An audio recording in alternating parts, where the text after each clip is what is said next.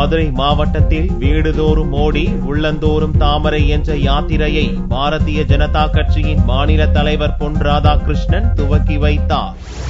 லோக்சபா தேர்தலில் பொதுமக்களின் ஆதரவை பெறும் வகையில் தமிழகம் முழுவதும் உள்ள கிராமங்களில் வீடுதோறும் மோடி உள்ளந்தோறும் தாமரை என்ற பாத யாத்திரையை தமிழக பாரதிய ஜனதா கட்சி துவக்கியுள்ளது.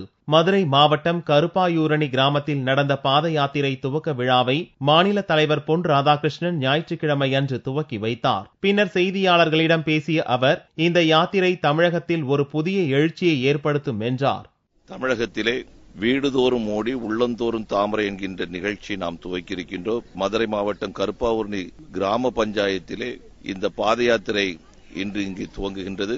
வருகின்ற 22ஆம் தேதி வரைக்கும் நடைபெறக்கூடிய இந்த பாத யாத்திரைக்கு நாடு காப்பதற்காகவும் வீடு காப்பதற்காகவும் தமிழர் மானம் காப்பதற்காகவும் ஏற்படுத்தப்பட்டிருக்கக்கூடிய இந்த பாத யாத்திரை தமிழகத்திலே ஒரு மாபெரும் எழுச்சியை உருவாக்கும் என்கின்ற நிலையிலே இதை ஒரு புனித பாத யாத்திரையாக நாங்கள் நடத்தி கொண்டிருக்கின்றோம். இந்த பாத யாத்திரையின் ஒரு பகுதியாக அகமதாபாத் நகரில் அமைய உள்ள சர்தார் வல்லபாய் பட்டேல் சிலையை வடிவமைக்க விவசாயிகள் பயன்படுத்தும் கலப்பையில் உள்ள கொழுவினை பூஜை செய்து அகமதாபாத் அனுப்பி வைத்தனர்.